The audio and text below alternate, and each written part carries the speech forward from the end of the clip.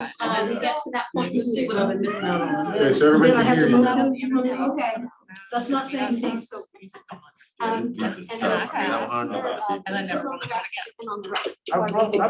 We say hello to this Bailey, and I'm gonna go I did it down. real nice. How you doing? Hey, honey, hey, baby. How are you? Good, how are you? It feels like April or May. Hello, Miss Bailey, how are you? Wonderful. Wonderful. Just so everyone's aware, the recording has started, so this is on YouTube.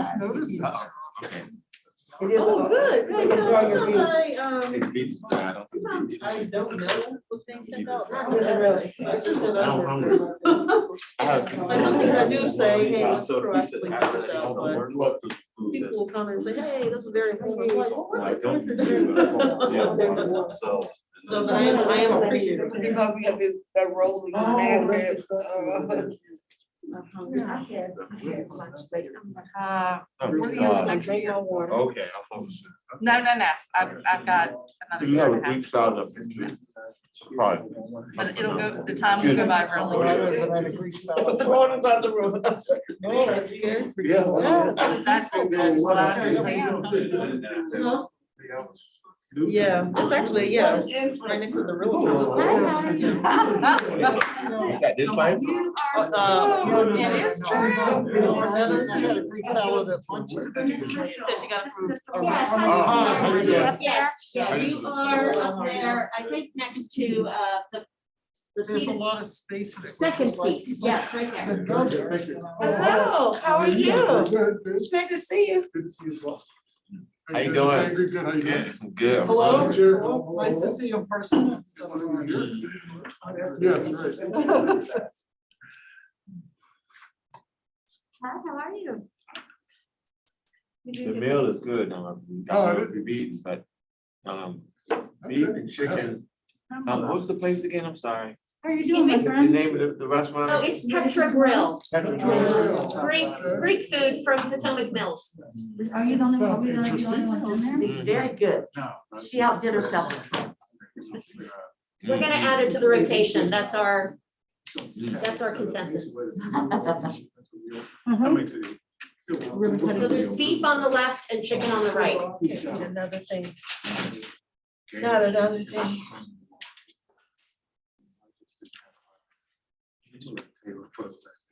Cause I kept talking, I said, we really want to be back here. Is that right? We'll table there, I'll some tables around, so we'd like to do that. You, Yeah, I am, I have it on my calendar, I'll be there 1 o'clock. Chris go down. Sure you can.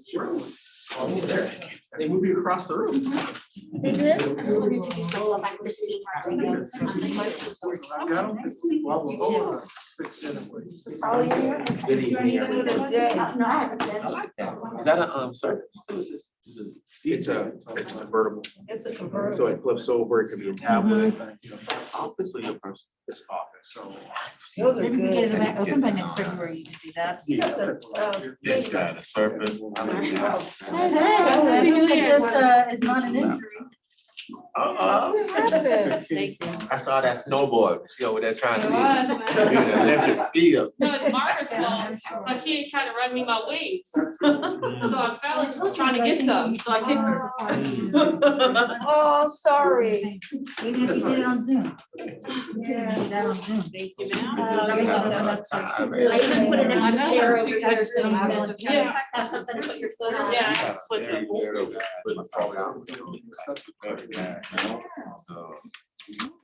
Hey, Try to staff to, oh, I forgot we have to change over. The new. Staff and Senate Yeah, banking. very. I'm sorry. Legislation went through there. And that was in the early days, though. Really? So, when we didn't have, what we was doing. Where people got it and then it's just. She did. She was Really- No. Come a long way from all that, but still, people haven't learned.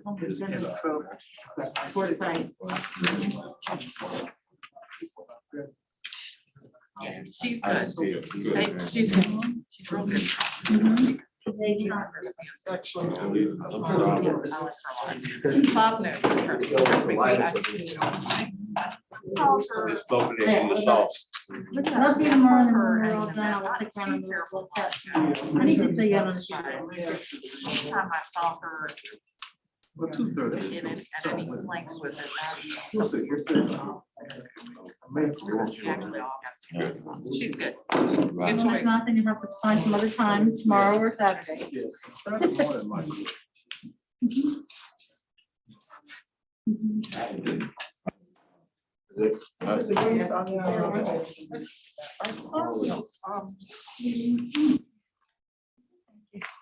Hello there, my friend. You must be here for the mayor. Franklin, we do have a quorum and it's 7 o'clock, so we can begin whenever you're ready. DTA or something. That's exactly. We did exactly what's initial, but starts at the end. I think so. Doris, are we recording? Doris, are we recording? Yes, we are. Okay.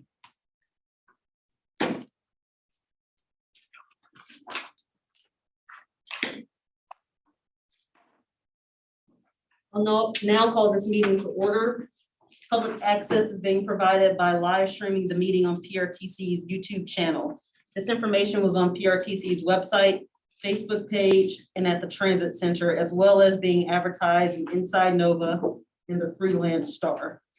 Commissioner Frazier and VRE staff are participating remotely, as well as Supervisor Vega. We'll now stand for the invocation and pledge of allegiance. Lord, thank you for the opportunity to be here. Thank you for all that you do. Please give us the strength and the knowledge and wisdom to do the people's work. And Lord, we just thank you for our employees here and our transit operators, and we ask you just give them strength as they carry our riders to and from their destinations. Thank you for all that you do. In our Father's name we pray.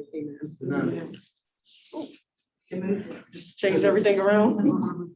I pledge allegiance to the flag of the United States of America and to the republic for which it stands, one nation, under God, indivisible, with liberty and justice for all.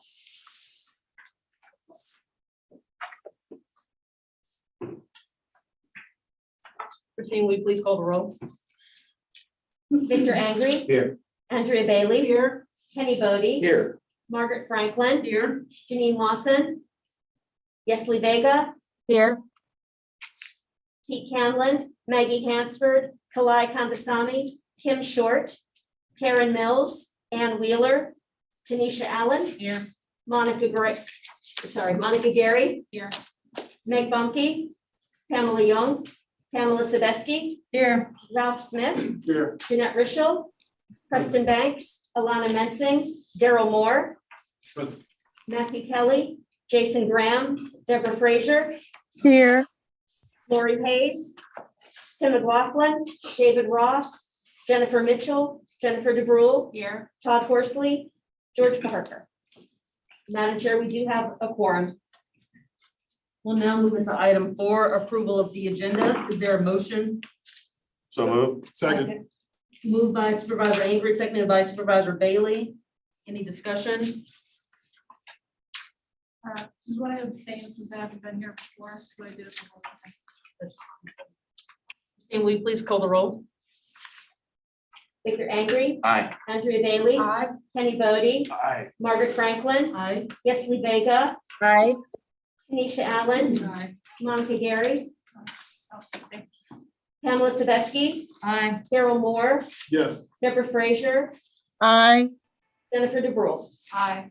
Madam Chair, that resolution is approved. Okay, we'll now move into item 5, approval of the minutes. Is there a motion? So move, Madam Chair. Second. Moved by Supervisor Bailey, seconded by Supervisor Bodie. Any discussion? Christine, will you please call the roll? Victor Angry, Aye. Andrea Bailey, Kenny Bodie, Aye. Margaret Franklin, Aye. Yesley Vega, Aye. Tanisha Allen, Aye. Monica Gary, Abstain. Pamela Sabeski, Aye. Daryl Moore, Abstain. Deborah Frazier, Aye. Jennifer DeBrule. Aye. Madam Chair, that motion is approved. We'll now move into item 6, the VRE Chief Executive Officer's time. Mr. Dalton? Good evening, Madam Chair. Thank you, Madam Chair, and good evening, Commission members and others. You do have the CEO report from December in your package. Just a couple of quick updates. The month of December, our on-time performance was 92%. Our average daily ridership was slightly below 2,500. And I do want to note also that the first week of the new year, January, not unlike other transportation providers, we were challenged by winter weather storm Frida. We ended up 3 out of the 5 days, we ended up running at a reduced service level. With 2 of those 5 days, we ended up canceling service altogether. We were back to a normal service this past Monday and have been operating on a regular schedule since then. Madam Chair, if there's any questions, I'll take those now, and then I can get into the action items that we have. Any questions for Mr. Dalton? Madam Chair. Supervisor Bodie? Thank you, Madam Chair. Mr. Dalton, thank you for the update. As you're probably well aware, we're going to be facing some more winter weather here, probably starting Sunday into Monday. Do you foresee, I don't want to put you on the spot too much, but do you foresee any changes in scheduling or service based on the winter weather that we're forecasted to see next at the end of this week? Thank you, Supervisor Bodie, for the question. We are very much focused on that. I believe that it's been named Winter Weather Storm Izzy coming in over the weekend. With Monday being Martin Luther King Day and a federal holiday, that's a day that we don't operate service. So we think that if as currently projected, the storm comes in starting late Saturday, coming in Sunday, maybe trickling into Monday, that gives us plenty of time to clean up and get the railroad back to a reliable state of service before we would come back with a normal or regular service on Tuesday. So we as the current projections right now, we don't think it'll affect what was already our projected service for next week. Thank you, Mr. Dalton. Thank you, Madam Chair. Any other questions for Mr. Dalton? We'll now move into item 6.2. Mr. Dalton? Thank you, Madam Chair. Item 6.2, as this is we're requesting acceptance and authorized distribution of VRE's FY 2021 annual comprehensive financial report, and as recommended by the VRE Operations Board, the Commission is asked to approve Resolution 6.2, which would essentially accept our FY 2021 annual comprehensive financial report and associated information from the auditors, and to authorize myself to distribute it. Just in summary, the FY 2021 audit was conducted by PB Mears, which is the same firm that conducted audits for both PRTC and our other parent commission, MDTC. The audit of VRE's FY 2021 financial statements has been completed, and the auditors have issued an unmodified opinion. Their opinion letter states that the VRE statements in all material respects fairly and accurately present the financial position of the organization. And this opinion is, of course, the best outcome of a financial audit. That's my summary, Madam Chair. Are there any questions for Mr. Dalton? Is there a motion? So move, Madam Chair. Okay. Moved by Supervisor Bodie, seconded by Supervisor Bailey. Any discussion? Christine, will you please call the roll? Victor Angry, Aye. Andrea Bailey, Aye. Kenny Bodie, Aye. Margaret Franklin, Aye. Yesley Vega, Aye. Kim Short, Tanisha Allen, Aye. Monica Gary, Pamela Sabesky, Aye. Daryl Moore, Aye. Deborah Frazier, Aye. Jennifer DeBrule. Aye. Madam Chair, that motion is approved. Now moving to item 6.3, Mr. Dalton.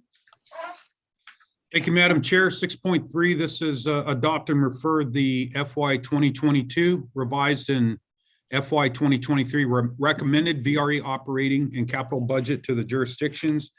And once again, as recommended by the Operations Board, we're seeking authorization to refer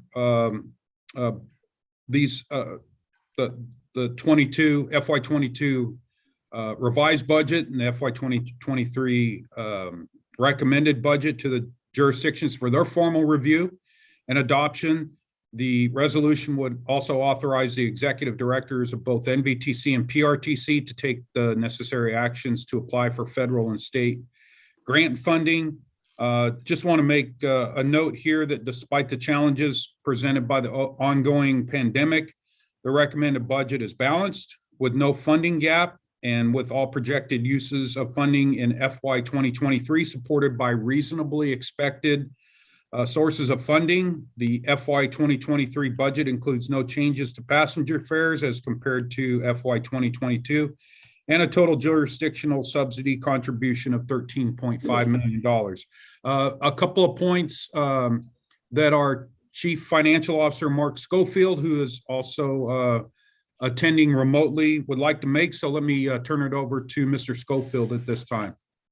Thank you, Rich. Good evening, Madam Chair and Commission members. With the exception of the change to the jurisdictional contribution, which I will discuss in a moment, this recommended budget is not materially different from the preliminary budget that we presented earlier in the process. VRE's total recommended operating budget for FY23 is $98 million, which includes $6 million of debt-related expenses.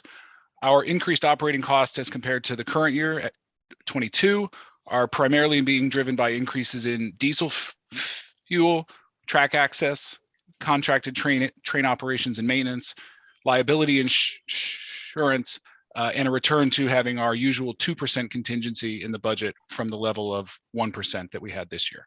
We are not proposing any changes to our level of staffing. As Rich noted, the operating budget does achieve balance through the use of the pandemic relief money that we have that will be used to backfill lost passenger revenue and provide jurisdictional relief as we're doing this year. Projecting that ridership and revenue does continue to be challenging, both in terms of the timing of when it may return and what level of ridership we may get to. As of now, we are projecting an average daily ridership of 8,000 trips in 23, hopefully with an upward trend across the 12 months, and total passenger revenue of approximately $25 million, which is a little more than half of a normal pre-pandemic year. It is essentially a one-to-one trade-off there between that passenger revenue and the pandemic relief. As we get more riders and more revenue, we'll need to use less of the pandemic money. As I mentioned, there was one notable change, and that is related to the jurisdictional contribution. As the result of a floor amendment at the December meeting of the Operations Board, the total contribution for 23 was reduced from 18.3 million to 13.5 million. That amendment was approved unanimously by the Operations Board, and each jurisdiction is still responsible for the same percentage of the total as previously, just at the lower level. And all of the materials that you have in front of you this evening have that lower contribution number. I'll make a quick comment here also about the amended 22 budget, which is incorporated as a part of the action. We have a number of relatively small expense increases that we're able to accommodate within the existing contingency. And then we had to adjust for two larger changes on the revenue side of the ledger: higher state operating assistance and lower passenger revenue. On net, the revenue is lower, and we are using our CARES and our CRISA money to backfill for that. And finally, then a note about the capital improvement program. Our total project costs in the 6-year program are approximately 1.1 billion. The committed money that we have for those projects totals about 736 million.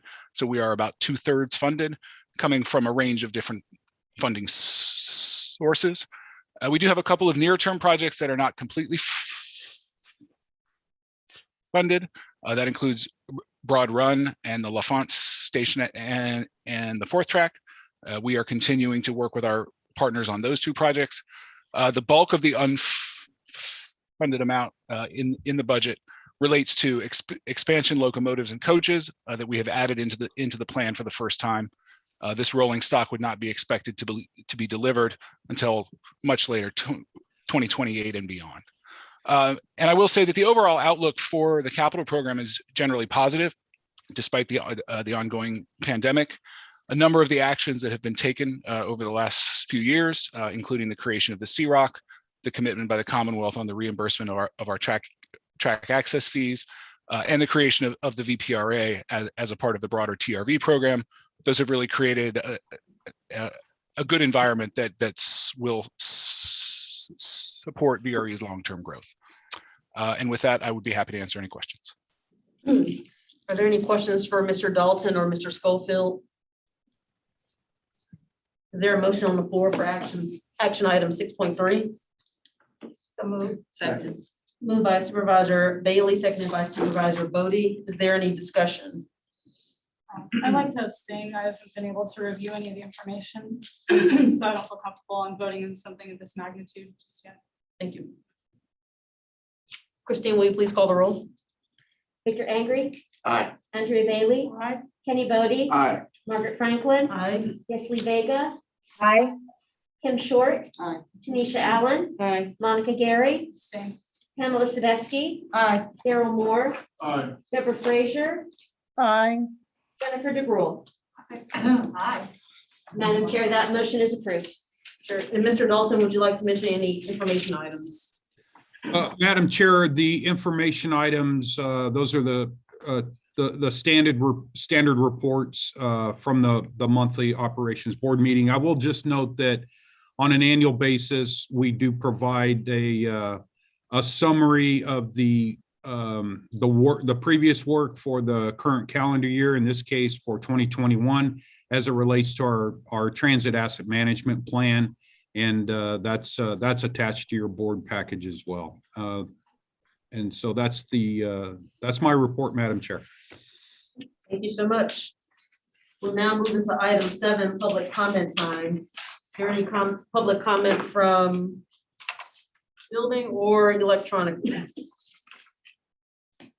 Well, Madam Chair, I'll reply that no one submitted any electronic comments prior to the submission deadline. Any other public comments in person? That we will move into item 8, the consent agenda. Item 8.1.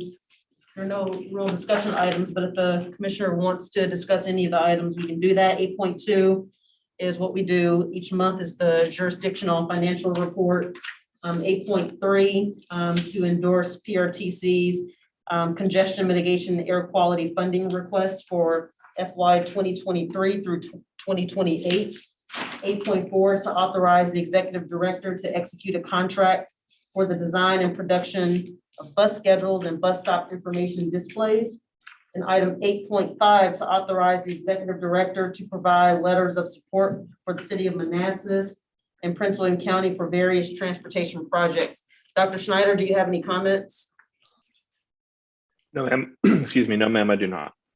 Okay, I would point out for item 8.5, this will have an impact on Prince William County, allows PRTC to provide a letter of support for the county's commuter choice application for a transit incentive program.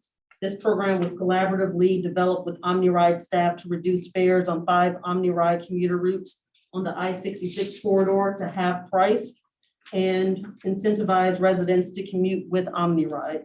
Board authorization of this application is scheduled for the BLCS meeting agenda. So with that, is there a motion to accept the consent agenda? So moved, Madam Chair. Second. Moved by Ms. Sabeski, seconded by, is there a second? Second. Second by Mr. Moore. Any discussion? Christine, will you please call the roll? Victor Angry, Aye. Andrea Bailey, Aye. Kenny Bodie, Aye. Margaret Franklin, Aye. Yesley Vega, Aye. Kim Short, Tanisha Allen, Aye. Monica Gary, Aye. Pamela Sadowski, Daryl Moore, Aye. Deborah Frazier, Aye. Jennifer DeGrove. Aye. Madam Chair, that motion is approved. We'll now move into item 9, executive director's time. Also note that Dr. Schneider will introduce our lobbyist, Ron Jordan, who is partnering with Hefty, Wiley, and Gore to give an update on legislative matters after the Keola's operational update. Dr. Schneider?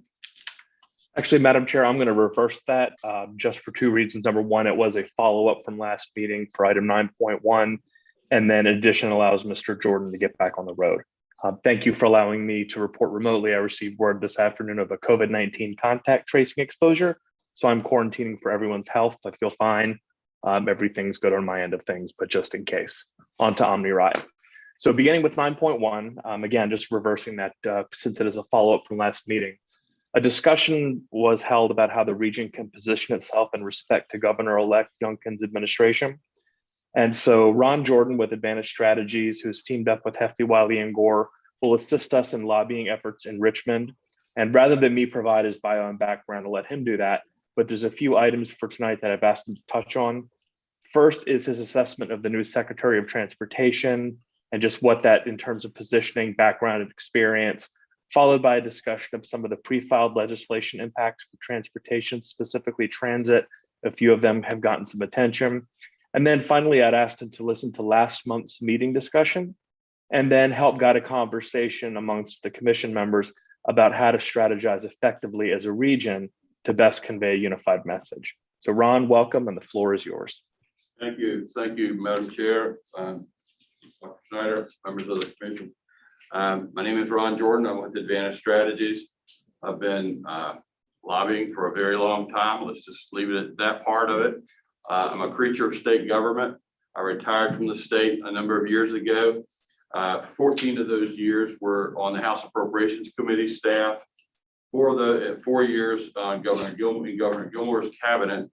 And since that time, I've worked at Advantage Strategies.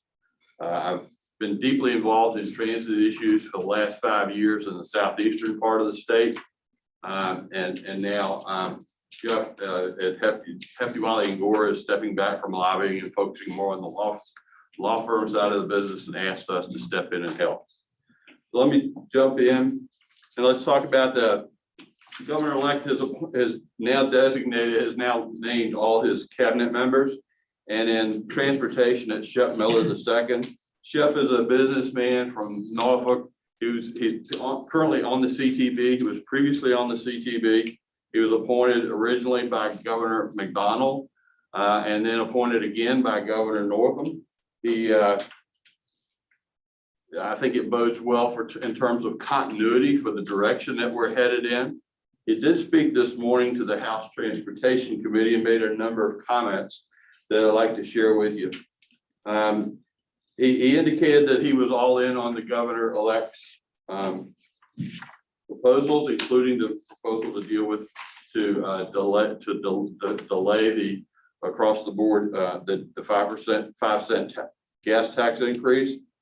He specifically on transit, he mentioned the need to address reduce ridership, and he doesn't believe that's going to recover. The takeaway I have is he thinks that's going to be with us for a while, and we need to find a permanent way to deal with it.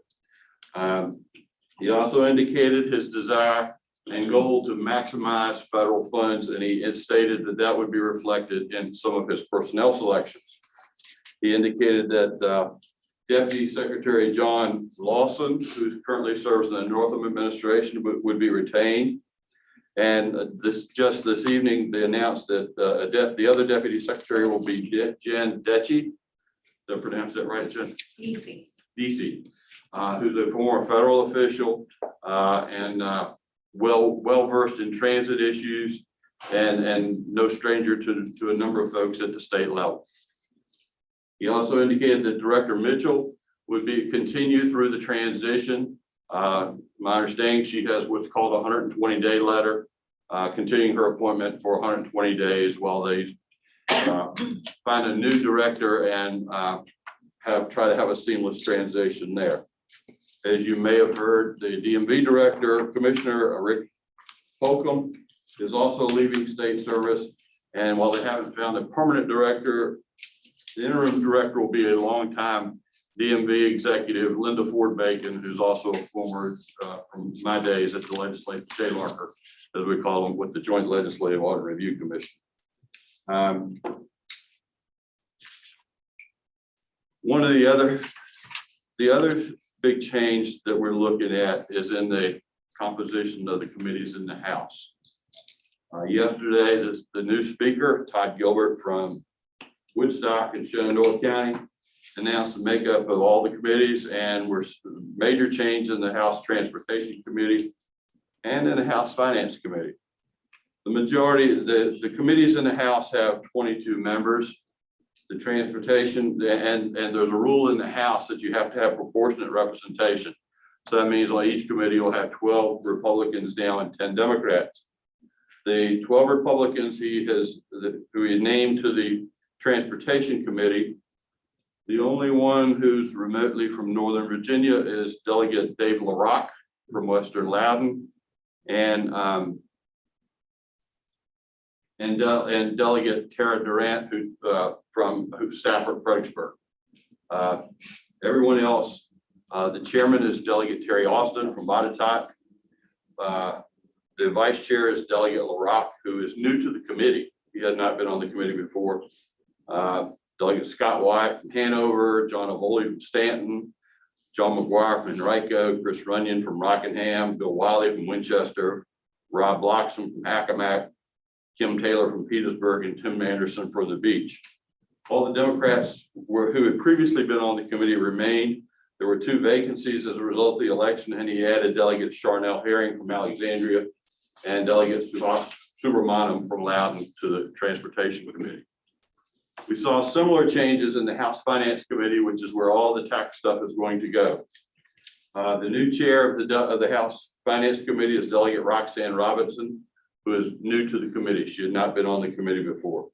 The new chair is Delegate Buddy Highland from Hanover, and Delegate Bobby Orrock from Caroline remains, as does Lee Ware from Powhatan, Kathy Byron from Bedford, Nick Freitas from Culpeper, Joe McNamara from Roanoke County, Ronnie Campbell of Rockbridge, Chris Runyon from Rockingham, Bill Wiley from Winchester, Wendell Walker of Lynchburg, and Tara Durant. Most of the Dems, all the other Dems remain. However, 2 vacant Democratic slots opened up as a result of the election, and Delegate Marcus Simon was put on the Finance Committee. He's from the Falls Church, and Delegate Elizabeth Bennett Parker from Norfolk was added. It's a very, very conservative lineup in both committees. On the Senate side, we saw almost no change, and as you can imagine, that's where the rubber is going to meet the road. The governor-elect has mentioned a couple of things, several things on the tax side, but perhaps the most impactful on the board here is the deferral, as he called it, of the gasoline tax that went into effect last July. The increase from 21 and a half to 26.5 cents per gallon. And there have been a number of bills that have been introduced to try to address that. And they're all, frankly, they're all over the board. His bill, I think we've identified which bill is going to be his bill. But let me kind of walk you through all the bills that have been introduced thus far. There are about 1,500 have been dropped in so far. That's probably half of what we'll see before the cutoff date. We'll deal with 3,000 bills in the 60-day session. Thank you. Plus the budget. So the first bill would require, and this is from Delegate Bennett Parker, and this directly affects MVTC and PRTC, and it talks about the number of members that you can nominate to the Passenger Rail Authority. Currently, you have 3 seats, but it requires, language was added to require you to submit 6 names, no less than 6 names. It's to prevent folks from saying you got 3 seats, we'll give you 3 names. The governor wants choice. So that's the first one. The second bill deals with transportation, which include, obviously, it will catch transit in this, and how we deal with smart scale. And it requires that resiliency be considered in smart scale decisions, as well as anticipated life cycle costs, resiliency and anticipated life cycle costs. Mr. Jordan? Yes, ma'am. Who's the sponsor of that bill? Oh, my apologies. Delegate Keene from Oakton. Yeah, the next bill is from Senator Barker, And there are two bills that deal with the TRIP, the Transit Ridership Improvement Program, Incentive Program. I think they both try to get the same thing, but they come about differently. Senator Barker's bill would require the board to use at least 25% of the TRIP funds to support the establishment for lower reduced fare programs. And it also exempts those funds from using the calculation of the rolling average when TRIP funds are allocated over the 5-year period. The second bill dealing with the TRIP fund comes from Delegate McQuinn of Richmond, who's the former chair of the Transportation Committee. Delegate McQuinn's bill would require that at least 25% of the TRIP funds simply be available to support regional transit initiatives. And I know what she has in mind. She wants to see the reduced fare programs continued, particularly at GRTC. That's the big motivation behind that one. House Bill 1059 from Delegate Cordoza. He's a freshman delegate from Hampton, took Delegate Mugler's place. This is one of a couple of bills that are intended to deal with the suspension of the gasoline tax, but they're really, really screwed up. That's a technical term. The title of the bill says suspend the imposition of taxes on gasoline and diesel fuels emergency. And then it proceeds to prohibit the collection of any taxes on the sale of gasoline or diesel fuel pursuant to chapter such and such, which is the regional fuel tax. So it's intended to be statewide, but it's drawn to the regional fuel tax. It does have an emergency clause so that we can enforcement upon signature, and it would expire on July 1, 2023. I'll come back and talk about these in a minute. Delegate Joe McNamara has a similar bill. His actually says to suspend the imposition of the regional fuels tax, and it does that. However, the way it's drawn, it just cuts it off. It's not suspending any increase. It's just both bills simply cut it off. There would be no more regional fuels tax under these bills. I don't think that's what they intended, but it's the way they got drawn, which is why I said they were messed up.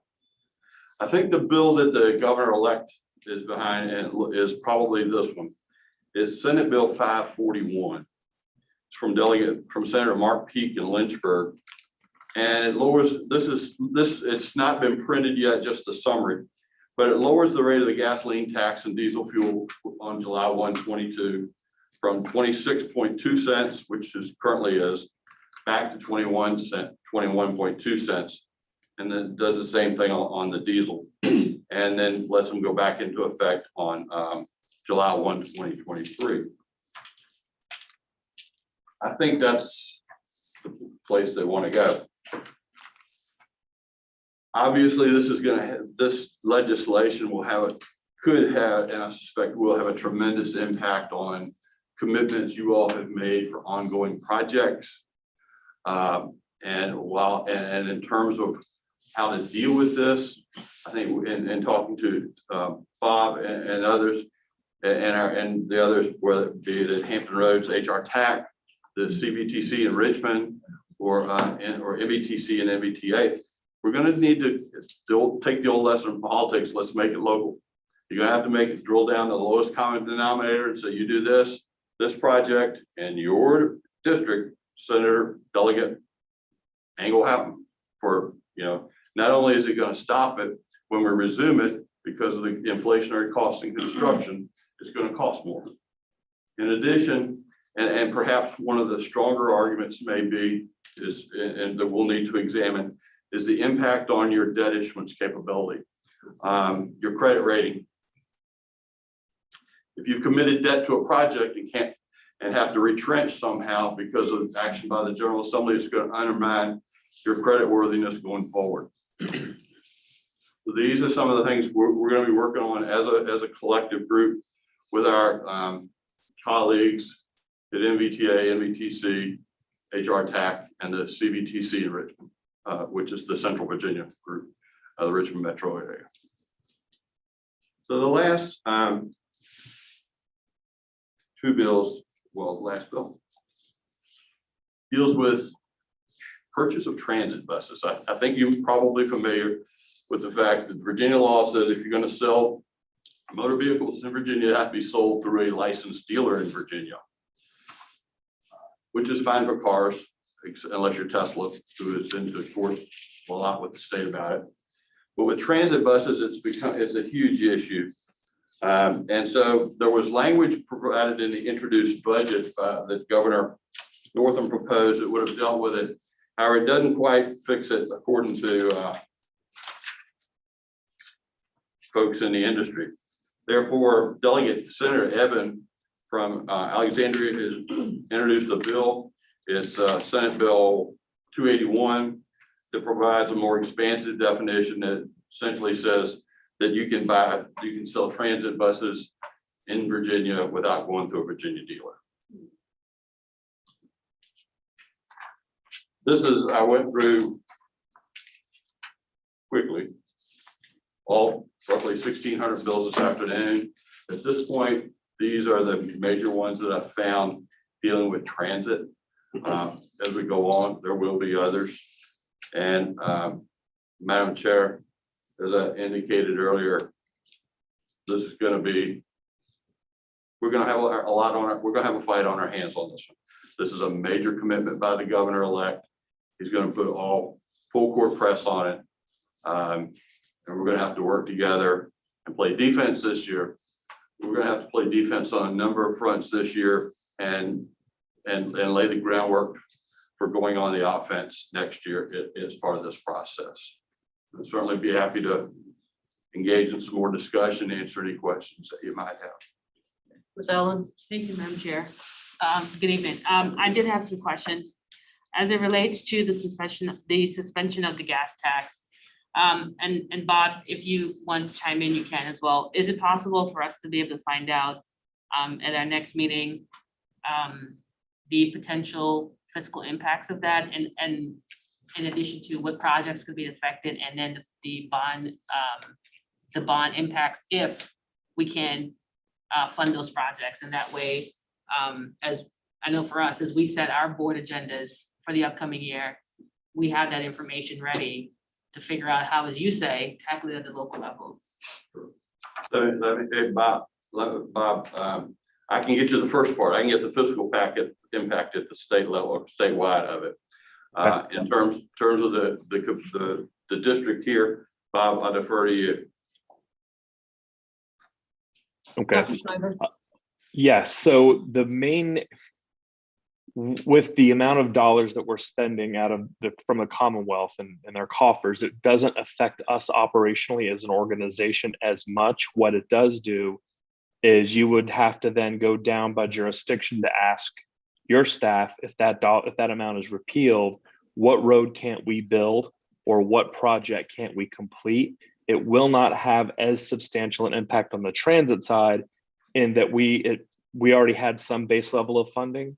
And what the majority of our funds that we're receiving for VRE, along with our motor fuels tax, are coming through the regional tax funds, not the statewide contribution. There will definitely be an impact if there is a rollback, but it is not as substantial as it would be for roadway projects across the Commonwealth, especially down the spine of I-81. The I-81 spine is where a lot of the dollars are designed to go and to try to make those improvements. And that's where the majority of impact would be felt in terms of the new revenues being spent. Curbing back to where we were before just kind of puts us in a status quo of a year ago. It doesn't really affect us directly right now. It does, however, inhibit our growth moving forward. And we're a year from having I-66 open up and hopefully continuation of our ridership increases and continued increases of service out of Stafford and Spotsylvania County. So that's where the impacts predominantly would be, is in those road projects and that funding that flows from VDOT to the local jurisdictions. Thanks, Bob. And last question, Madam Chair, if I may. Do you think it's the upcoming session will impact the previous closed session, end of last session, its decisions to improve the massive railway investment that the governor's office and the Democrats kind of passed to do all that stuff. Can you repeat it? I was having trouble with. Oh, I'm sorry. I was asking, do you think, based on what you're seeing, and you said there's potential bills coming up, that it'll have an impact on the massive infrastructure plan that the Democrats did toward the ending that dealt with the bridge and the railway to have a massive I overhaul? don't see, based on the remarks that the new secretary made today, I don't see any retrenchment on the commitment to the Long Bridge or passenger rail. As a matter of fact, he talked about how excited he was about those projects. So, and as well as you know, we've got a huge amount of federal infrastructure dollars coming into the state too, and we don't know how those are going to flow through the system yet. So no, I don't see it impacting those. Okay, thank you. Any other questions for Mr. Jordan? Madam Chair. Supervisor Bodie, and then if there's anyone online. Thank you, Madam Chair. Thank you for the presentation. This is all good information for us to sort of consider as we make our budgetary decisions on all levels. But I think you mentioned in some of your composition discussion at the beginning, did you say that on the Transportation Committee, there were no Democrats that were removed? Correct. The way the numbers worked, because you had a number of vacancies. Remember the committees previously were also proportionate. So it was 13 Dems, 10 Rs. And what happened during the election cycle is you had a number of Dems on these committees who were defeated. So that in effect left or retired, and that left a seat on that committee that had previously been put to a Dem that didn't have to be, they could need to be filled, but could be filled with a Republican without removing a sitting Democratic member of that committee. But I think that Delegate Rome was on the Transportation Committee and She was. But so she was removed from it, wasn't she? Because she was on it last. She was, you're right. And I remember looking at that today. You're right.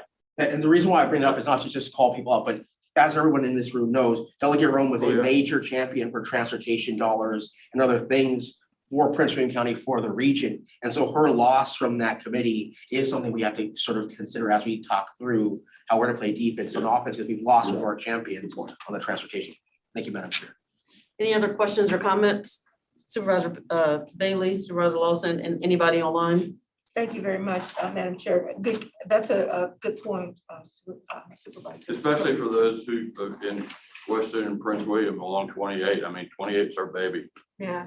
So my question is, what was the timeframe for Ms. Mitchell? Was it 120 days? Is that what you said? That's the usual practice, is if an agency has continued to give you 120, in other words, extend your term for 120 days.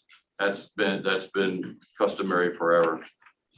Now, if they find someone sooner, they may mutually decide to end it sooner, but that's just customary. So if they don't find someone, then what's the? I think they'll find somebody. They could also extend it if they wanted to. That's what. Yes, ma'am. Okay. Supervisor Lawson? I'm actually good. I'm sorry. That's okay, but hi, Ron, That's good to see you. I'm assuming you're talking about Jennifer Mitchell? Yes. Okay. And so she will likely be replaced on DRPT? And what about, I know that we're not necessarily talking rails here, but Mike McLaughlin, he wasn't an appointee that went over to the Rail Authority. He was DRPT. He was DRPT and he's with the Rail Authority, but not appointed. Okay. And who, I guess my question is, who is chairing transportation now? It'll be, the House Transportation. Yes. Who did I just say? Terry Austin from Modified. Okay. And David LaRocca is vice chair. Oh, really? Yep. Okay. Interesting. And nobody online? Any other questions for Mr. Jordan? Okay. All right, thank you for that. Anything else, Mr. Jordan? No, ma'am, thank you for your time. I look forward to working with you guys. Absolutely. Thank you so much. Thank you. Dr. Schneider? Yes, thank you very much. Service update and impact of the recent storm. Our storm response team took care of all of our bus shelters and transit centers in the system. On our most recent snow event with over 80 different shelters to manage in 2 different facilities, pre-treat, actively clear. It was a huge challenge. I believe there were pictures that were shown before the meeting of some of the massive amounts of snow, and we still have piles a week later that we're getting ready to add more to, I guess, in this coming weekend. So I did want to thank Prince William County for the quick removal of a tree blocking Old Triangle Road, prevented us from serving that. They were able to respond very quickly. While VDOT has been under the microscope for their I-95 issues, we'd like to thank them for sending crews to clear and treat some key areas that were particularly icy for local services and had prevented us from serving local routes. Their response to that let us keep that service going and provide that. As a side note, we also reimbursed several passengers for Uber and Lyft rides last Monday. When we pulled the service off the street, we had customers that were in DC and we knew they would need to get home. Rather than run an entire fleet of services to get those handful of people home, we put out a lot of rider communication to have them contact us. And then we just made arrangements to ensure they got home safe and sound, but so that our employees could get home with the foot of snow that would be coming. We are prepping for the upcoming winter event over the long weekend, specifically Sunday. Ranges in our service area are between 4 to 6 inches on Sunday. Monday is, of course, a modified holiday, so we have limited service on the street there, and we'll focus on the most normal Tuesday possible. Again, Mother Nature doesn't really assist us with following our bus schedule, so we'll do everything we can to try and assist her with that. Ridership wise, December is always traditionally low. The combination of the holidays, the rise of Omicron, and still Delta going, still a challenge with ridership, and January is certainly lower, which is typical for January, but coupled with the snow event, we had almost a total loss of last week. So we'll look forward to February as a better gauge of our service recovery and where we go. And speaking of the service recovery, that we have joined part of a transit recovery marketing campaign in which we, along with other agencies, especially through Northern Virginia, but statewide, led by NVTC, applied for a grant from DRPT for an amount of $400,000, with a local share of $100,000 from participating agencies, and our share is $20,000. And what that will do is it will provide messaging to encourage return back to transit. And it's a statewide unified marketing campaign. We'll of course dovetail it to Northern Virginia with such a commuter focus, but it's to attract riders back to Virginia transit system with an emphasis on safety measures and explaining why public transportation has always been and remains a safe and viable option. So we're excited to participate in that. That is money well spent. On the fleet and facility side, our zero emission bus study is proceeding on time and within budget, which is always wonderful. We held a regional stakeholders meeting in December that included not just operating and county and municipal, but also utilities stakeholders. So that was exciting to have. It included many of our partner agencies throughout the region, just because it's going to take a lot of different people to make the right decision. It is very in the weeds at this point, and once we have a stronger sense of direction from technical memos, I'll provide a more meaningful update, but the key is we are moving forward. Finally, in early to mid-January, we will be sending out the preliminary budget information to the local jurisdictions in draft form. Of course, we don't formally transmit until the commissions approve the document. But what we like to do is get them that early start on localized budgeting. That way they can get to work on some of those key items. We will be breaking down the budget into our 3 category sections of revenues, expenses, and then final position. We have some capital needs forthcoming, specifically in relation to our stormwater system and upgrades to the Woodbridge facility that we have planned. And these are one time or at least once in a generation expenses that need to be budgeted, plus some service proposals in which we will potentially be examining adding Sunday services to at least the eastern portion of our service area. So at this point, I'll turn it off to Barbara Murdoch, General Manager of Keolis, and then afterward, be happy to answer questions. Thank you, Dr. Snyder. Happy New Year, Commissioners.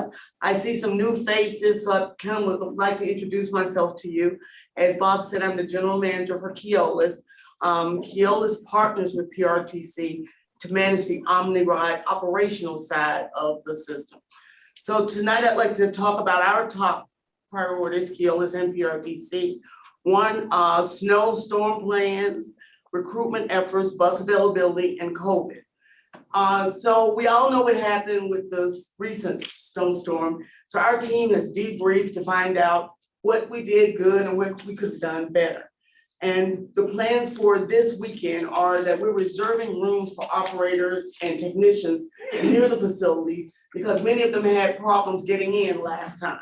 So we'll make that available for them, those who want to come to work, so that they'll be safe and won't have to travel in the bad weather. We're also, our maintenance division is staging buses on the lot so that we know what goes out first and they won't have problems if the buses get stuck on the lot, meaning that if the snow or ice is in the way. We've also met with our snow removal contractor who during the last event had workforce issues like we all do in terms of employees not coming to work. But we still managed pretty well, but we met with them. They've assured us they will follow our plan if they have to bring their workers in to the Best Western so that this lot will be plowed and will be ready. And like Dr. Snyder said, luckily it's on MLK Day and there's modified service. And to further enhance the safety of our workforce, we ordered shoe grips for the entire team. That's to alleviate trips, slips, and falls. On our recruitment efforts, every month, the last few months, I've come up and talked about the fact that we need bus drivers. We're 17 down on bus drivers and need 2 technicians. So Keolis has approved offering a $2,000 incentive for bus drivers and a $2,000 referral bonus, which will help with retention of our current employees. So again, if you know anybody wants to drive a bus, please let me know. Bus availability has been an issue that we've been working with because of the supply chain effort issues. Part availability has been a problem, but today it looks like things are kind of starting to break. We got some parts start to come in. We've had buses at outside vendors for as long as 2 months because the vendors couldn't get parts. And 2 that were at Cummings are scheduled to come in within the next few days. So that helps us with having buses available for the service. And on the COVID issue, you know that the Supreme Court ruled today that the vaccine or test requirements for large companies is blocked. But Keolis was prepared. We have a policy that we were in place for how to address COVID vaccinations and testing. We currently operate about over 90% of our workforce is vaccinated. And we are uploading our vaccination cards. It's not mandatory, strictly voluntary. That way we can track the vaccinations. And currently we have 5 COVID cases and a couple of exposures. And that's our priorities for going forward this month. Any questions? Any questions for Mr. Murdoch? Supervisor, you? Ms. Murdoch, first, I just want to say, and I'm pretty sure I speak for this commission, thank you, because the after action review was critical coming out of this, we'll just call it this freak snowstorm that we had. I mean, every system pretty much failed and it left us in a reactive mode versus being proactive. So what you just briefed really in relation to some of the things you're putting in place based on this, regardless if it ever happens again or not, at least you've addressed these issues. And the biggest one I want to talk about is the snow removal. And the fact that you're working with you have a contracted snow removal system that even if they can't be here, you're doing the same thing for them, what you're doing for your bus drivers, because I'm pretty sure you had a nightmare with your buses getting off this lot. There's a nightmare everywhere. And I just really want to make a comment to that, just to say thank you, because I was going to ask a question about if you had plans, if you had done an after action review, and what you just briefed was very thorough, and more than just the snow, everything you talked about, even from your recruiting to your COVID practices. So thank you for that. That's exactly what we need to hear. We also have Plan C, and that is if the snow removal contractor doesn't show up, we're putting plows on the front of our pickup trucks, and our maintenance division will be plowing. So we're trying to be prepared. Any other questions or comments? Supervisor Bailey? Thank you, Madam Chair. I just like the part about the boots. Protecting the employee, that's a great thing. I mean, you have to think ahead in that respect also. And making provisions like if they want to work and if they can work and they're not sick, that's worth its weight in gold. So thank you for the forward thinking in that regard. Sure. Supervisor Lawson? I just want to say how grateful I am that we did not have a United States Senator sitting on a bus. Well, I just have to point out some sheroes. Two of our managers, our Assistant General Manager, Carolyn Narr, and our Safety Manager, Susan Plu. 2 buses were stuck and the drivers couldn't get them out. They both have CDLs, they jumped in the seat and those ladies got the buses out. Wow. So, How about we're that? proud of them. Wow. That's impressive. It is. Thank you for that. Any questions from anyone online? Comments? Okay, thank you so much, Ms. Murdoch. All right, well now, actually, Dr. Schneider, any other info to share? No, ma'am. We have the industry article just talking about workforce shortages and some of the different implications. And then, of course, as always, we tie that back to what that means locally. But as you just heard on the great report from Ms. Murdoch, we're trying to battle those things, not just tactically, but strategically. So thank you. Okay, we'll now move into item 10, presentations and information. There are actually no presentations this month.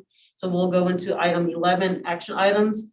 11.1 is to ratify the executive committee approval of the amended and restated memorandum of agreement regarding the annual transit investment from the 395 hot lanes.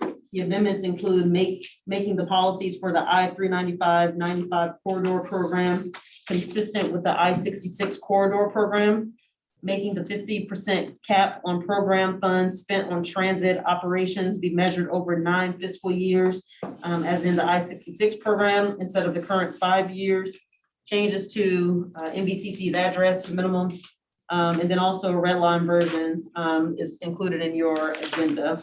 The executive committee was asked to approve the agreement at its January 6th meeting because the agreement needed to be executed before CTB's meeting on the 12th. This action ratifies the executive committee's approval, and as part of the executive committee, we did in fact do that. So is there a motion for item 11.1? So move, Madam Chair. Second. Moved by Supervisor Bailey, seconded by Supervisor Bodie. Any questions or comments? Christine, will you please call the roll? Victor Angry, Aye. Andrea Bailey, Aye. Kenny Bodie, Aye. Margaret Franklin, Aye. Janine Lawson. Aye. Yesley Vega. Aye. Tanisha Allen. Aye. Monica Gary. Aye. Pamela Sadesky. Aye. Daryl Moore. Aye. Deborah Frazier. Aye. And Jennifer DeGrove. Aye. Madam Chair, that motion is approved. Okay, we'll now move into item 11.2 to authorize the executive director to apply for and accept funding for FY 2023 and FY 2024 I-66 commuter choice projects and endorse management's prioritization of projects. This is applying for funding for 3 projects, continued operations of existing commuter services that serve Haymarket, Heathcote, University Boulevard, and Cushing Road commuter lots. Is there a motion for this item 11.2? So move, Madam Chair. Second. Moved by Supervisor Bailey, seconded by Supervisor Bodie. Is there any discussion? Christine, will you please call the roll? Victor Angry. Aye. Andrea Bailey. Aye. Kenny Bodie. Aye. Margaret Franklin. Aye. Janine Lawson. Aye. Yesley Vega. Ms. Vega, you're on mute.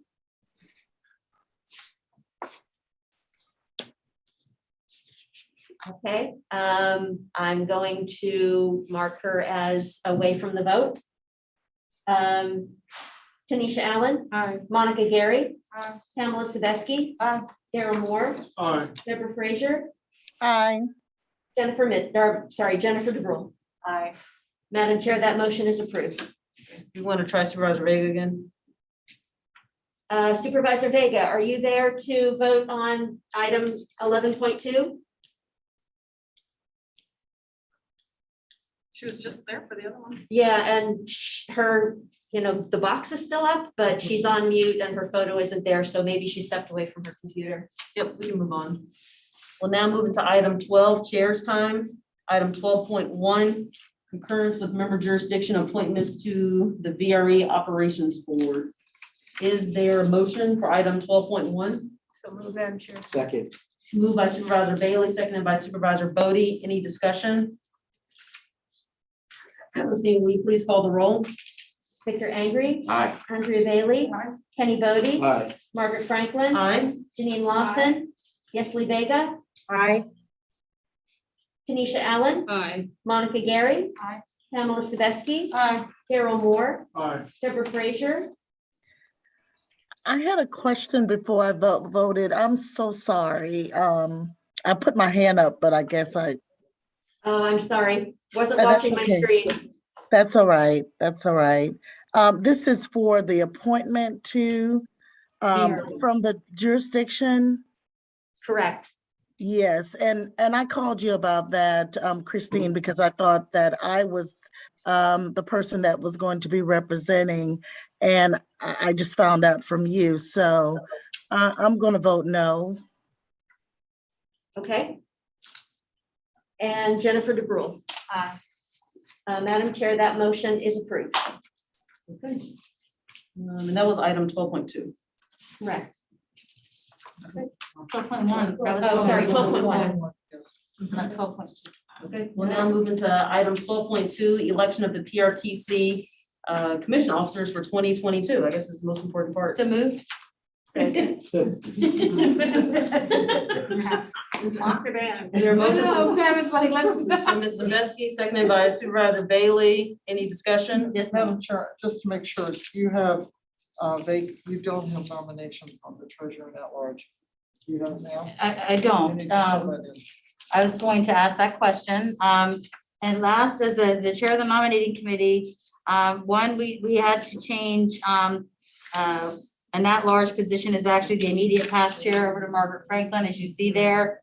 And treasurer and at-large, treasurer, Deborah Frazier's on the line. She can let me know. My understanding for this board, she had agreed, at least when I talked with her, to be treasurer for the PRTC, but I did Yes. not get any information on Stafford as to who was serving on the executive committee, which would be the at-large member. Do we know? That be Based you? on experience in BB. It's gonna be you, okay. So if we could let the record reflect that, I just wanted to make sure that, since it was vacant on here, that we cleared that topic up. That's all I had to say, Madam Chair. Okay, so do we need to put a nomination on the floor for the treasurer position and then the at-large position? Should be Tanisha Allen, yeah. So is there a motion to nominate Tanisha Allen? So moved. Are there any other nominations for this position? This is for the at-large. This is for the at-large position. Are there any other nominations? This is for the executive committee for PRTC. Anyone else can raise their hand, please. Well, it's set up, if I understand, the council is here. My understanding, Ms. Pandak, maybe you can speak to that, but our bylaws say that we have to have certain amount and jurisdiction serving in these positions. Let Ms. Pandak speak. If I might, Madam Chair, if I could, Yeah. could say that. The answer is to Vice Mayor Spassky's question is, with respect to the executive committee, there is no proportional representation required based on jurisdiction. Oh, okay. What it says is it shall be the officers and one additional at-large member. And the officers include the past chair. There has not been a past chair on the executive committee this past year because there was no past chair. Right. So, so the answer to that is that while it has been traditional, as I understand, for there to be diverse representation on the executive committee by jurisdiction, it is not required. Okay, so there is a nomination on the floor for Ms. Allen. Are there any other nominations for the at-large position? I'm sure. May I ask a question, please? Yep. So this is an at-large I'm confused. It's the executive committee is comprised of many the years? officers Mhm. and one at-large And one position. at-large position. Yes. And that at-large position doesn't necessarily have to be the past chair or. No, the past chair is an Is officer. automatically. Until this year, we had two So at this year large. there were, Okay, there- that's what I, because, and I'm So you not want sure me how to that withdraw my decision was made, nomination? but Okay. but since there was no past chair, right. there was, someone decided to make that position an at-large so that there was the same number that there routinely would be on the executive committee. But what the bylaws say are the officers, which include the past chair and one at-large. So that's the position where, Yeah. so there is a nomination for I Ms. can Allen. withdraw if you guys want to. No, you don't have to, but I just want to, because I'm very, I forget a lot of stuff, but I remember this conversation 2 years ago. So Madam Chair, I just want to, 2 years ago, when we first established this, we had that discussion about Ruth Anderson not being back, she's immediate past president. And we unanimous, I remember, voted Commissioner Bailey as that other at-large position. With that understanding that it was the immediate past president's position. And once we have an immediate past president, then it goes back, then you have to be in that position, which then only takes us back to that one at-large. I don't think you were here for that, was that, were you? I was not consulted, but I recall. I remember that. That's the one thing I do remember, how that played out. I Yeah. just- So. But to be That's clear, why there's two at-large. right now. and to be clear, you don't have to withdraw your nomination if you don't want. I have to ask for nominations from the floor. No, I know, but I'm saying if it's meant for the chair to be traditional. No, this is different, a different seat, that's a That's different. why it's gonna be like the one at large. So to clarify, let me clarify. Please. This includes the past chair, but there's Right. still an at-large position Okay, available, okay. Right, which is what, which is what you're nominated. for. Okay. No, well, I thought she was nominated for the treasurer. No, No, that's No, we haven't different. gotten there yet. Haven't gotten there yet. We're Okay. dealing with at-large right now. Yeah. So there is a nomination on the floor for at-large. Are there any other nominations before we vote? Yeah, I just have no nomination. Tisha, I thoroughly support you being at-large, but it was, the reason why I'm raising the question, it was explained to me as the at-large member that it had to be the past chair. So that's why I was asking that question. I appreciate your clarity on that. Full support. Okay, thank you. Okay, yeah, and just to clarify, yeah, the past chair is already Yeah, in an at-large position, so this is additional. absolutely. So there's nomination by, Was- was that Mr. Besky? Whoever, right? That's Second, There was a second. Okay, any discussion? Christine, will you please call the roll? Are we gonna vote on the whole? Yeah, we can vote on the whole slate? slate. We haven't voted on any of them. Voting on her You can vote on nomination. just one if you want to, right? Yeah. We have to vote on the whole slate. Well, I understand that, but let me just do this. We can vote individually on each of these. I think that's the cleanest way to do it, and then we'll vote on the entire slate. No, if you vote on them individually, you would not vote on the entire slate. Because we still would have to approve the chair and vice chair, I'm assuming. Right. So you can do them all So you individually. can, I think modify the What- motion. what Ms. Sebeski had nominated, I could be wrong, was a slate. Mhm. So if you want to separate it as the commission and vote on each officer separately in the at-large, you can certainly do that. But you would have only one vote. You wouldn't then go back and vote on the slate. Okay, so we're just filling in the two, but so I guess now we would just need to do the treasurer. We, I still think we can do it the other way, but that's fine. we don't need to do the treasurer. I'm proposing a slate of 4 officers. Victor Angry as chair, Jeanette Rishel as vice chair, me as secretary, Deborah Fraser as treasurer, and Tanisha Allen at large, and Margaret Franklin immediate past chair. That is the slate being She was proposed. making that slate. That chair. Correct. I'm sorry? Yeah, that's. I did say treasurer was Deborah Fraser. Madam Chair. I just, it wasn't on your packet. I wanted to give you the information. So there's a motion for a slate from Ms. Sebeski. Is there a second? Second. From Mr. Bodie. Now is there discussion? I was gonna make the motion. Aye. Thank you, Vice Mayor Safaski, for your diligence. Is there any other discussion?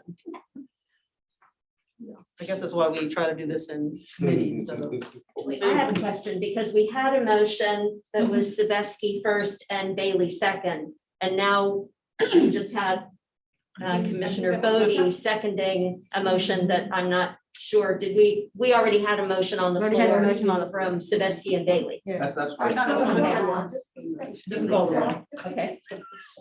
Victor Angry, Aye. Andrea Bailey, Aye. Kenny Bodie, Aye. Margaret Franklin, Aye. Janine Lawson, Aye. Yesley Vega, Aye. Tanisha Allen, Aye. Monica Gary, Aye. Pamela Sebeski, Aye. Daryl Moore, Deborah Frazier, Aye. Jennifer DeBrule. Aye. Madam Chair, that motion is approved. Sorry for the confusion, everybody. It really wasn't. You're good, man.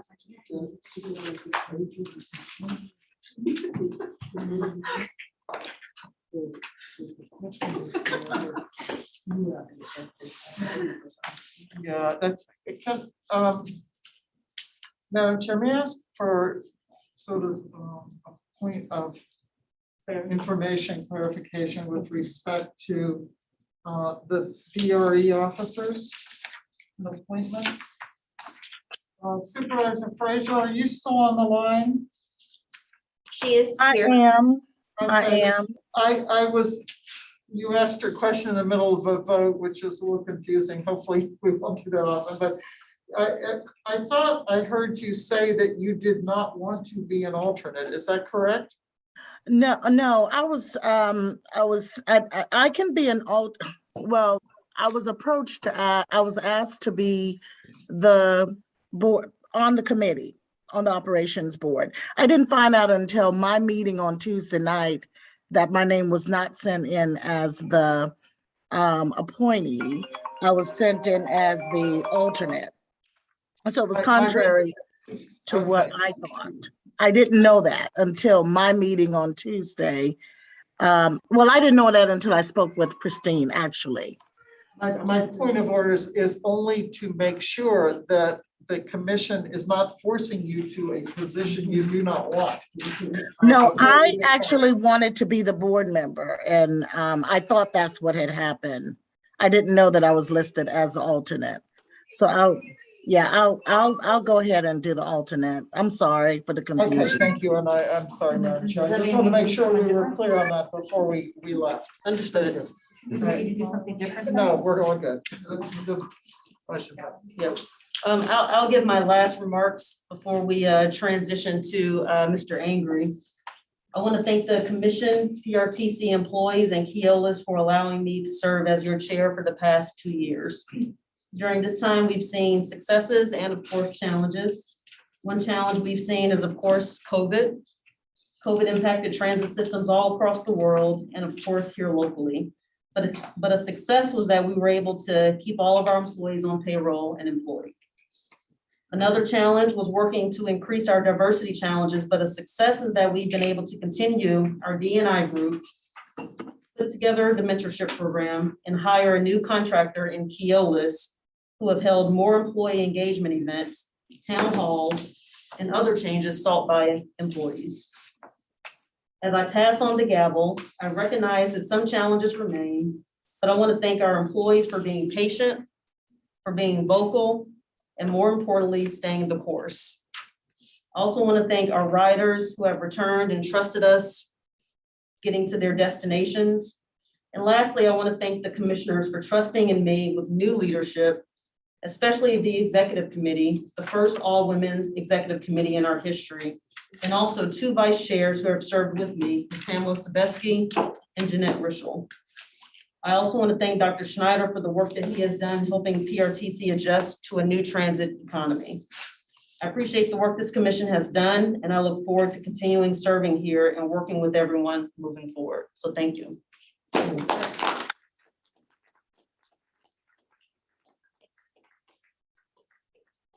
Now pass the gavel on to Mr. Angry. Dun, dun, dun, dun.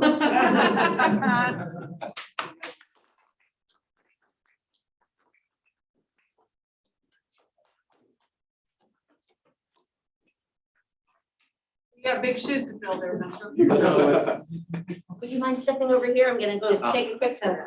Let's do that again. Like official, like. Yeah, like that. Oh, you can't see my smile? No, nobody's smiling today. Raise your eyebrows, Vic. Raise your eyebrows. No. Smiles. I'm gonna really be brief in my remarks to me and spend more time speaking of our past chair. I just want you all to know, first of all, thank you for the vote of confidence as your next chair for PRTC. To know anything about me is to know that leadership is a foundation that's actually flows through my blood. So I believe in team concepts. I believe in rolling up the sleeves, and I believe in having tough conversations and getting the job done. And that's what you can expect from me. All of that with a smile on my face, just so you know, because I really believe in having fun and really keeping a good attitude, even through some of our tough times. And so let's talk about tough times in our outgoing chair. It's not uncommon for a chair to do more than one term as chair. But what is uncommon is that this chair in particular has done something that none of us has ever done in any other past chair, and that get us through a pandemic. So like every other position of folks that you've seen in these chair positions, you pretty much ran an entire year meeting in the little box bubbles. So, and I remember you sitting on your couch and all of us at home doing our thing, and we were still functioning as a PRTC. And that is to be commended because there was no blueprint for that. So we literally did that as we went through it. And we did so with everything you just talked about with our Keolis. And I even forget who was before Keolis now, but you recall that was a tough journey, and you literally walked in on that to get us through that phase. You've gotten us through this pandemic. Inside of that pandemic was a financial crisis that we knew was going to seriously affect PRTC. But to your point, what you mentioned is we did not lose one bus driver, one employee, which is to be commended. I want to give you inside. What you all don't know is I'm like seriously Margaret Franklin's biggest fan. Her dad will tell you that because I got his cell phone number. Sometimes I call him, but she's not listening to me. And I've been very impressed with her. Hey, can I get his number too? I've been very impressed with her leadership and how she literally got involved in politics and has really commanded that presence of what she gets done. So I've been very impressed with that. And so I want to thank you. And let's talk more about this even pandemic we're in. Right now, you know, our very own Dr. Snyder, who's the glue to all of this, is online quarantine to make sure. And so he would be here right now saying some awesome, cool words. And I want to allow him that opportunity to speak. Dr. Snyder, if you're there, can I get you to speak, say some words on this? And then I will be you and do the gift giving. Absolutely. No, it's not just a difficult time in terms of, you know, COVID and all the things that came with it, but every single aspect of the organization, you know, 22-year career in this, and the first 20 of it helped prepare us for the moment for me, but there were still times where we didn't have the answers. And the chair's willingness to give us the grace and the opportunity, and as a staff to make the service changes that we need to make, to get the budget balanced, to keep things going and make the adjustments, and also giving us that opportunity to take that risk to enter in a new type of contracting with Keolis, which has worked extremely well in comparison to some of my friends and peers around the industry. And if not for that bit of faith and that energy and desire to try to do things differently, we wouldn't be in the positive place we're in right now. So tremendous gratitude and appreciation. I'm looking forward to continuing having her serve on the executive committee and board. Thank you, Dr. Schneider. Now, so on behalf of your PRTC staff, you know, all of your commissioners here at PRTC and Dr. Snyder, we want to present you with a parting gift, okay? Thank you so much. Yes. All right.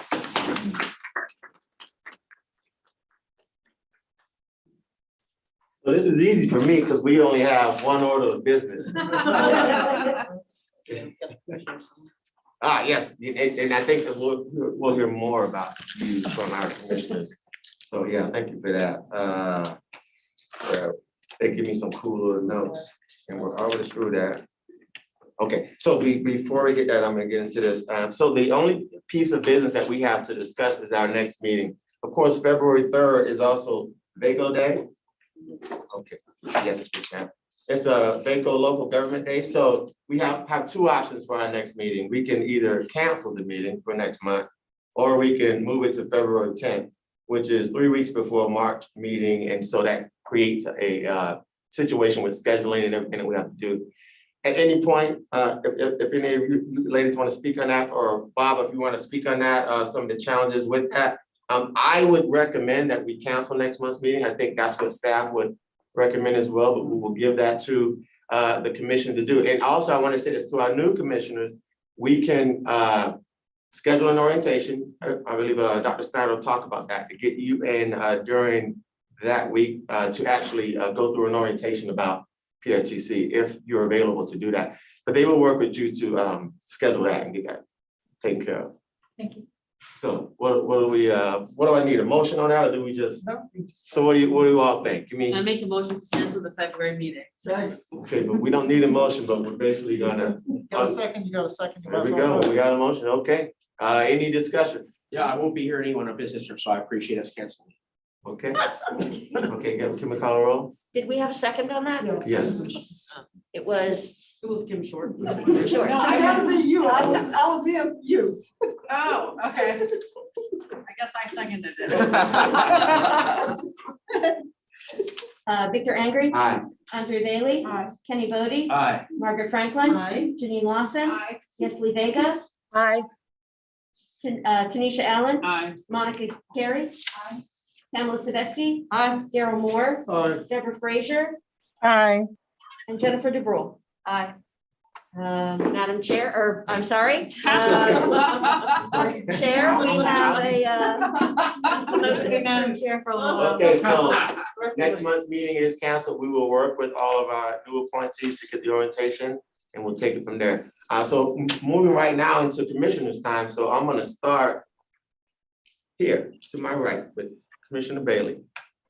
Is that? Sorry, I was texting. Okay. Congratulations to the outgoing chair for a wonderful, a job well done. And really enjoyed working with you as your at-large member. It was great, and I concur with our new chair that your great work through the COVID era was impeccable. And you make me proud to be called woman. So congratulations. And to the new chair. Sir. I said a lot of great things about immediate past Chair Franklin at last year's meeting, so please tune into that. I'm not gonna rehash those. But congratulations to now Mr. Chairman Victor Angry. Looking forward to working with you for the next at least year on how we can sort of move transit forward, especially given these difficult times with COVID and everything else. And all the best. Thank you so much.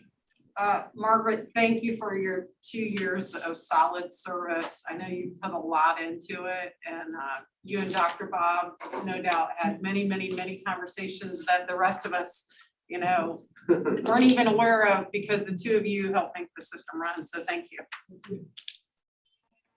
I just want to say, I don't get to come up here very often, and this is the first time I've driven up here for a meeting in a couple of years. I'm glad I'm here to wish you well. I have really enjoyed your leadership on PRTC, and we enjoy the partnership we have with the commission from the state perspective. So thank you. Supervisor Angry, we worked a lot on Springfield and Quantico over the last year. Look forward to continuing that with you as chair here.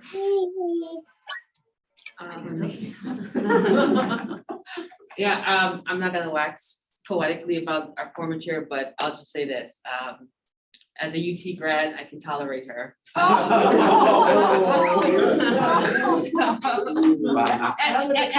my greatest compliment is that as a Commodore, I have respect for the volunteer. But no, seriously, you wouldn't have known that we were in a pandemic and we were trying to manage transit in the pandemic if you had been us in these states. You've done an amazing job. I have the utmost respect for you. And so thank you for your service as our chair. And Vic, I look forward to you as our new chair. I know you'll keep the ship steady, especially with some of the challenges that lie ahead of us. And Stafford County is grateful that we have steady leadership to continue looking out for what's best for our region, so. Oh, yes, I mean, thank you, Margaret, for Margaret Angela, for all of your great work. I appreciate you calling me when I had questions and being able to get those answers for me. So congratulations on a job well done, obviously. So, and Mr. Angry Vic, I look forward to supporting you and helping you get through this time. I feel like I missed out on something. Since I came in at the end here. It seems like you led very well, Ms. Franklin, and I look forward to being here with all of you. Sitting in a room of commissioners or board members normally doesn't feel like this. So walking into this, it just seems a little different and good, if that makes sense. So I'm really grateful to be here and I'm looking forward to working with you all.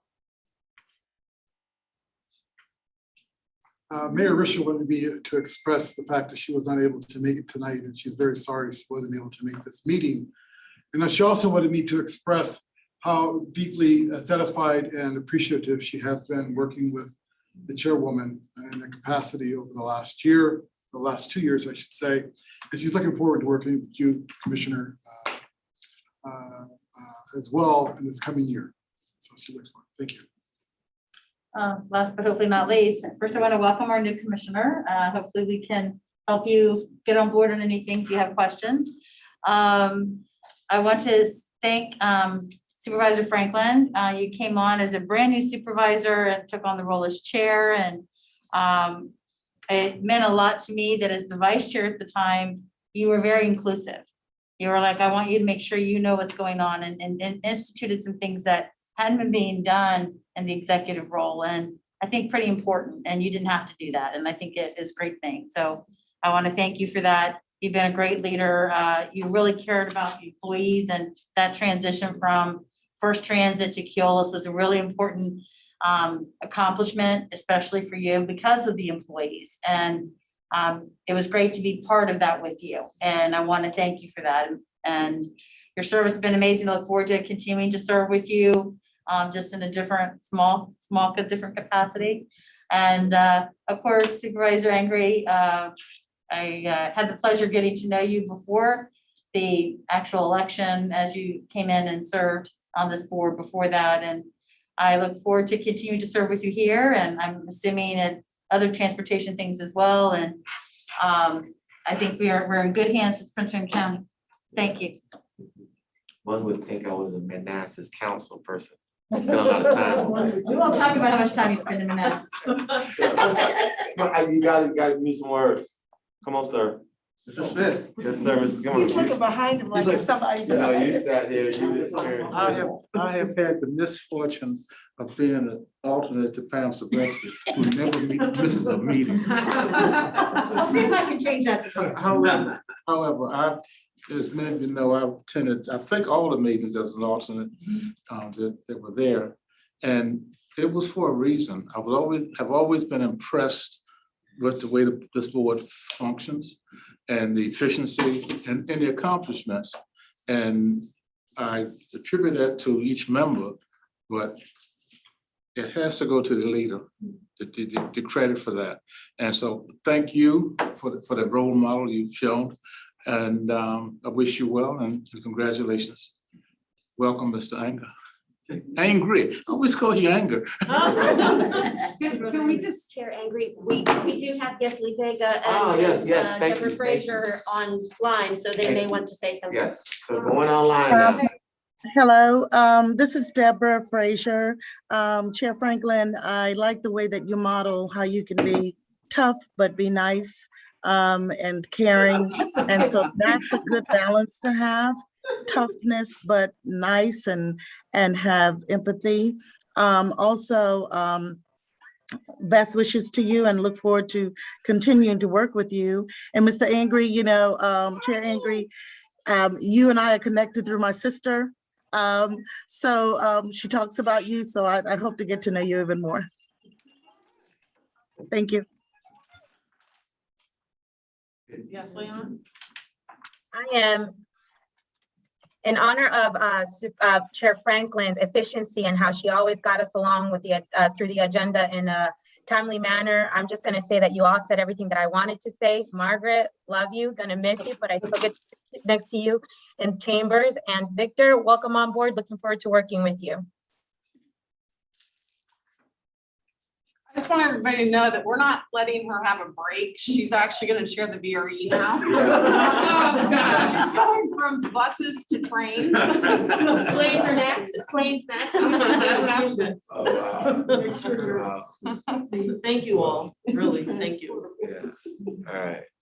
Well, before we adjourn, I'll just say this here. It is my goal to not put us back on those Brady Bunch boxes, okay?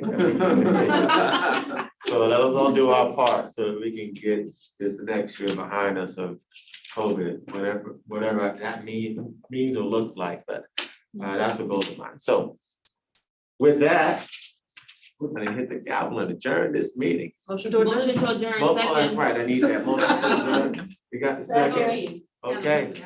Do we need a roll on that or are we good? By acclamation. Yeah,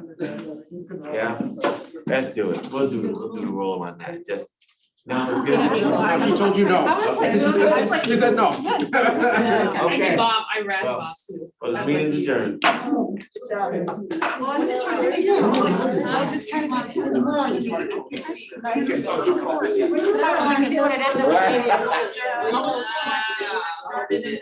And it's funny because she went to school, I schooled a lot of my friends.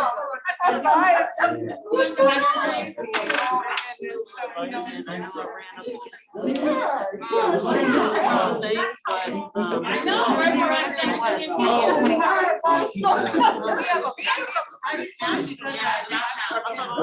Same thing as this. All of 20 and all of 21. Need to talk about